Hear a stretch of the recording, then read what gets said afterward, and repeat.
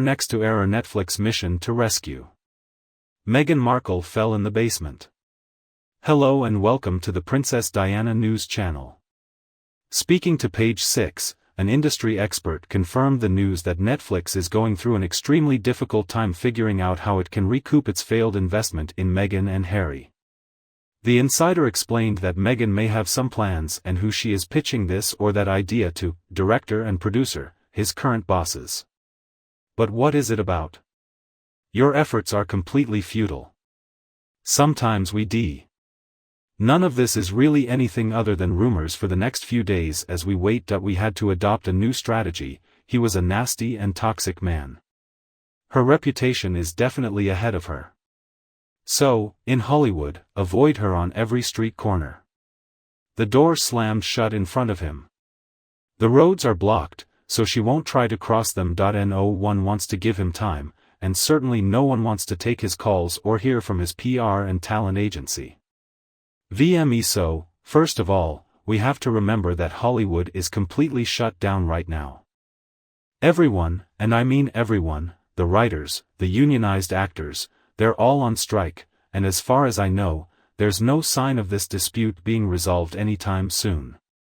Production on all film projects has been temporarily halted, and proposed projects have been suspended indefinitely. It's hard to start something when the heart of the entertainment industry is still there, but that's not even Meghan's biggest challenge. The biggest problem for him is that no one in Hollywood or anywhere else wants to be associated with it. Never her only claim to fame was that she married a prince. Everyone knows him as a liar and a cheat. Let's not forget all of her attacks on the royal family, claiming she was being treated unfairly, but really they were just changing the whole story to fit Meghan's plans. All this crap coming from a woman who loves luxury and lives lavishly. She flaunted her wealth at every opportunity.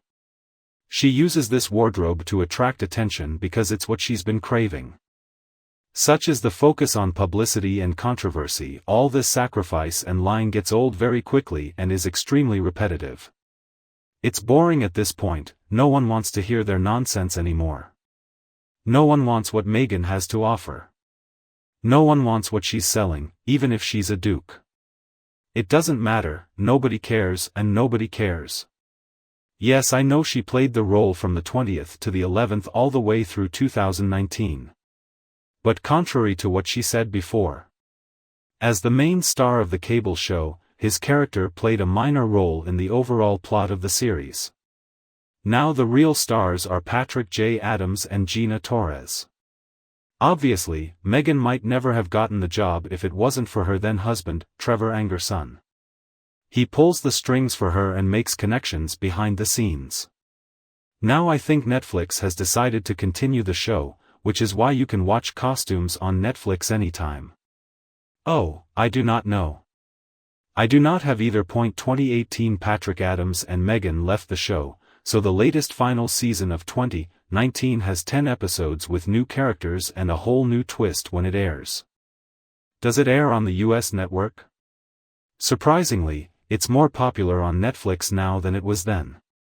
So, if you subscribe to Netflix, you can watch entire episodes without interruption. If needed, the question should now be changed to, why does Netflix offer this service? Why did you choose? Is the Hollywood strike and fresh content gone? Or are they trying to boost Meghan's reputation by showing off her acting skills? For now, at least, Meghan and Harry are still under contract, so maybe they're trying to gauge audience reactions to them to see if there's a future for them. This is the acting role for which he is most famous. Like Rachel, I thought people watched because they were curious. They want to see what Meghan's game looks like, and they want to know what it's all about. Maybe they're just watching because some people think the show is okay. It was this storyline that made the show so popular. So now, due to the Hollywood strike, the show's writers are very upset. They believe they are being exploited. But anyway, back to planning. As far as I know, Meghan doesn't know what to do. All she can do is post those PR promos and go for walks to get noticed. It appears that even though Netflix is the only company that wants to continue to be associated with Meghan and Harry, they are still holding on, pouring millions into this very bad investment, like they won't admit they made one same big mistake. They hurriedly betting on the champion. Meghan Markle, that girl on the yacht, is a star. Netflix had to lay off a large number of employees a few years ago after a disgruntled public began canceling Netflix subscriptions and its stock price plummeted, but they still haven't let Meghan go. They just insisted that she hire highly paid professionals to do the work for her. But at the time, I guess the pros weren't getting credit yet. That's how it was. They badly want us to believe the lie, and the weird obsession to push Meghan in our face. People recognize talent when they see it, but Meghan Markle just doesn't have it. Like everyone else, the entire writing and director-producer team gave up and didn't follow instructions. She doesn't take anyone's advice. She is very demanding. Working with her is impossible. So let's start with the fact that any future project will happen again. According to reports, Netflix is looking for professionals to develop, direct and write an entire book, movie or something else. When Meghan Markle just sits there and does nothing, she gets all the attention. Sure, I mean, they're spending more money than they're going to get back.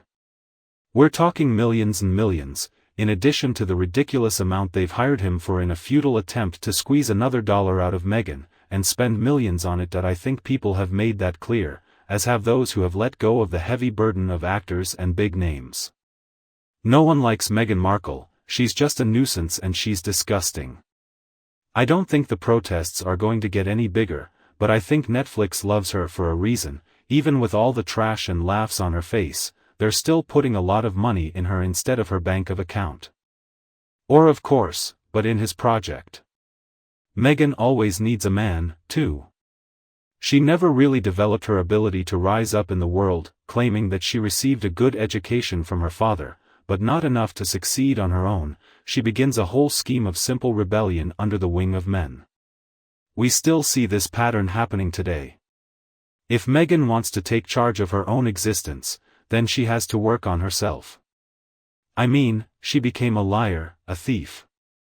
I think she'd be shocked to know how many women grow up learning to do everything by themselves, without even having a father, and they succeed. If you ask me, what is feminism? Meghan, but no, she needs men to even pretend to be successful. We remember when he was offered millions of things. Harry never happened. Do you want to develop this relationship with her? Well, that was after he married Harry, whom Oprah had never thought of doing an interview with before. Whether it was before or after she met Harry, I think we all know the answer to that question. When did anyone hear his name in the news before Harry? No one knows who she is, but then she met Harry and now she and you. What do you think about this problem? Please let me know what you think in the comments below. If you liked our video today, don't be afraid to like it and share it with your friends and family who might need it at some point. Please subscribe to Princess Diana channel for more future updates. Thanks for watching, goodbye, and see you tomorrow.